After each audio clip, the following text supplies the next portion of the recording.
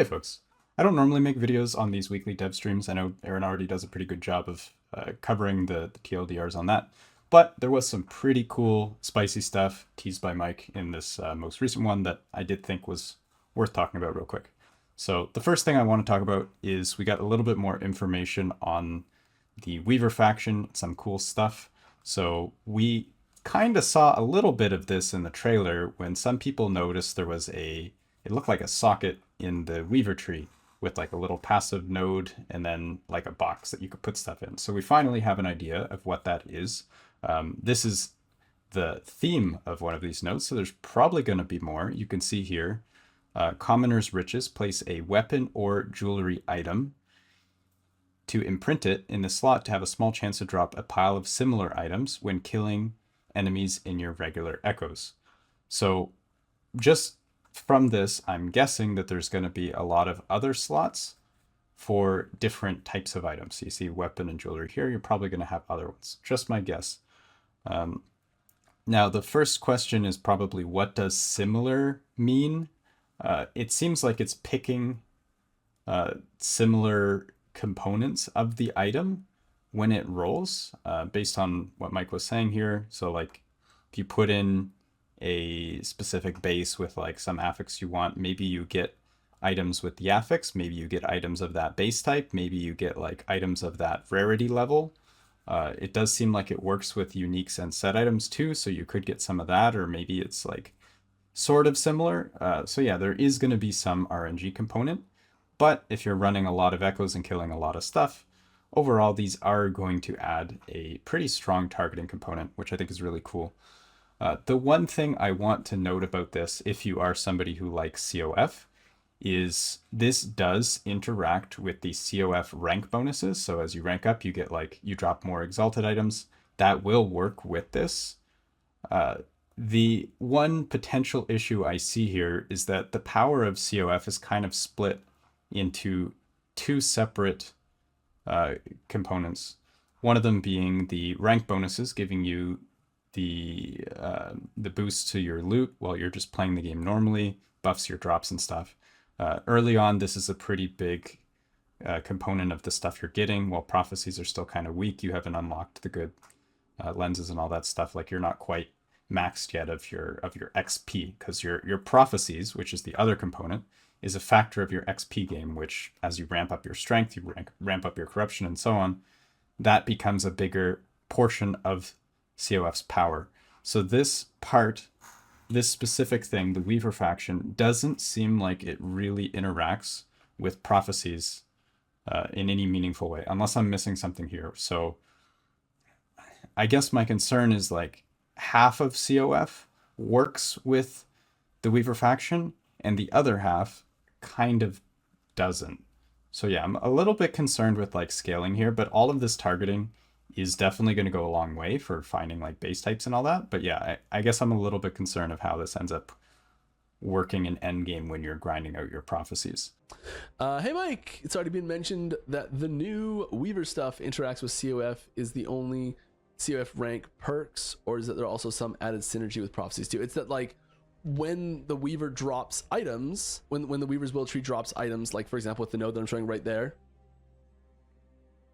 that one, if you have something on your circle of fortune that interacts with drops, it interacts with those new drops as well. So if it's like you get more drops, you get more drops.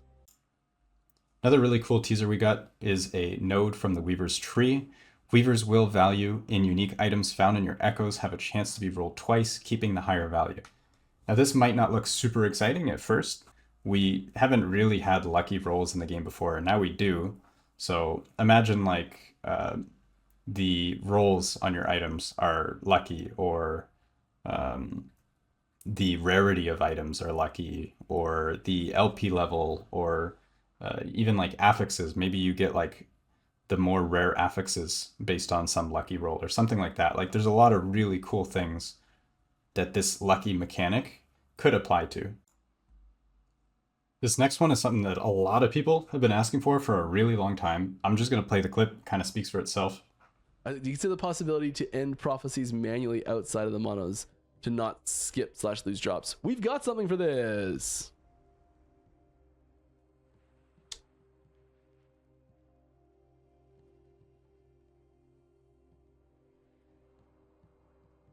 All right, check it out. Here's some gameplay. Playing the new Heartseeker build. He's bit off a little bit too much that he can chew. Oh no, he's swarmed. He's going.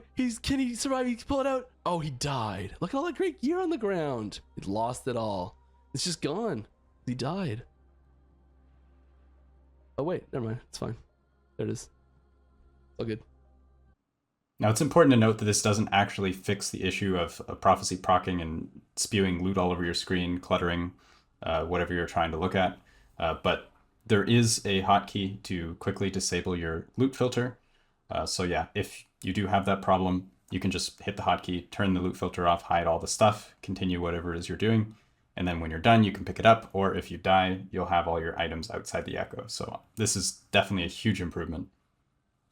We also got a little bit of info on prophecies and lenses. Forgot to ask. Circle of Fortune changes. Prophecies are nice, but lenses have leave a bit to be desired, particularly around targeting item bases and specific affixes. Yeah, so there's I can't remember exactly which lens type we took out, but we've alleviated some of the pressure that lenses have and restructured some of the rates on like costs for certain prophecies and what they get out of them. So like we've tweaked some numbers and pulled some pressure off a few of the spots in the system, but nothing major sweeping changes. It's hard to say exactly what Mike is suggesting here, but having been pretty deeply involved in a lot of COF discussions around like balancing and prophecies and how all these things work, I think that the two biggest pain points that are probably most likely to be hit here is the blocker lenses, which are almost universally bad, very low value, pretty much never worth using. And on the complete other end of the spectrum is the 2x lenses, which are extremely strong, almost always mandatory. And as Mike said here, some lenses are putting a lot of pressure on your decisions. So I think that that's probably what is being touched on here.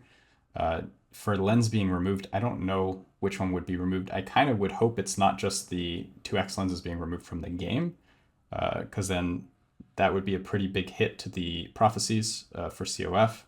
It would mean you need to do a lot more re-rolling and all that stuff, which is not great.